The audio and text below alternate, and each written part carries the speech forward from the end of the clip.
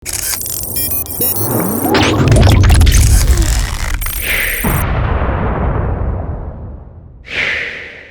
the reward closer to your doorstep.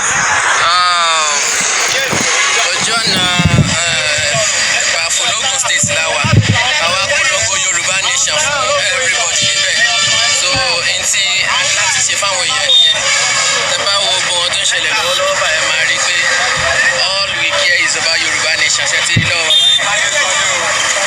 Láàmì mo dání tán ni ṣé ti rí? All is about Yorùbá Nation.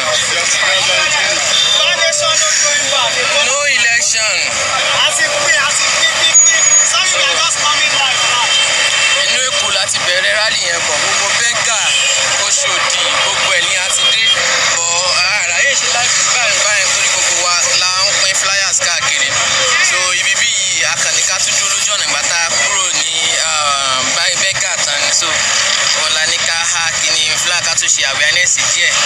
So ẹ máa ń pè gbogbo àwọ̀ṣọ alọ́bì kan ni àwa ní pé lójú ọ̀nà náà ká máa ṣe awareness wa lọ káàkiri. Ó dà káwọn èèyàn lè mọ̀ pé Yorùbá Nation ni àwọn ọ̀nàjà. So wọ́n lè mọ̀ pé Yorùbá Nation àṣẹrú lóbi ṣeré. Àṣẹrú Fúlàní wọn. Ó ti tó gẹ́. Thank you bàbá mi. So ó ní ẹ̀ ń wò lọ yẹn. All is about Yorùbá Nation.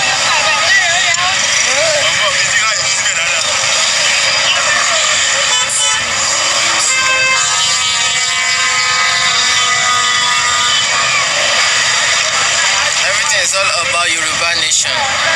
Let's end this location 419. Let's end this location 9.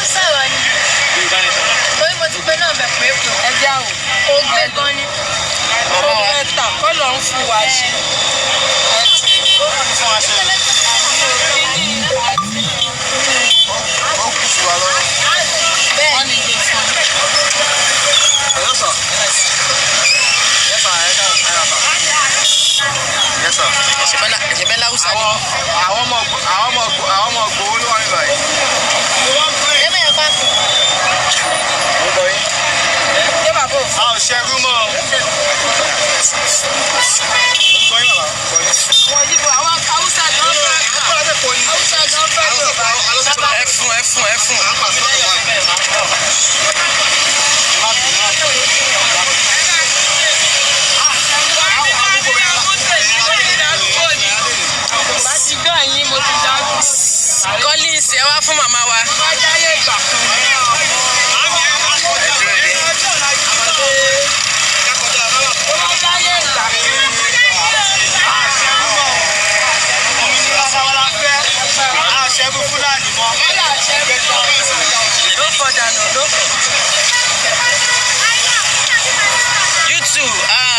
You too can claim for your Arewa. Get yourself out from Egbarayin lọ́wọ́ Fulani. Are you Fulani? Are you Fulani? You be Hausa now. Hausa are nice people, but Fulani will mix with you. Don't spoil every time. So Fulani they will mix with you. Don't spoil everything. You don't have issue with Hausa. Hausa too can claim their Arewa. They can claim their own thing. We don't say we know they work together. Wetin we dey say is, you won't come to our own land, you follow our rules. You won't go to your own land too, follow your own rules. But Nigeria no be for Fulani, it's for Hausa, Igbo, Yoruba. So where Fulani come from? But they come through Hausa. They mix with Hausa. But Hausa no fit send them out now. You will go to your land. Fulani don't occupy all your land. Even those emir, those your king, are they not Fulani? Even your governor, are they not Fulani? So they don't occupy Fulani Hausa land. You used to need to fight for your rights. Mo jẹ́ kó yé wọn ni mò ń bọ̀. Mo jẹ́ kó yé wọn pé Hausa náà ní láti fight for right wọn. Fulani ti gbalẹ̀ Hausa mọ́. Fulani ló ń darí wọn náà. Ó yé mi, Fulani náà ló ń darí wọn sẹ́ẹ̀. Fulani ló ń darí wọn. Àwọn náà ẹ gbára yín lẹ̀ lọ Fulani. Collins.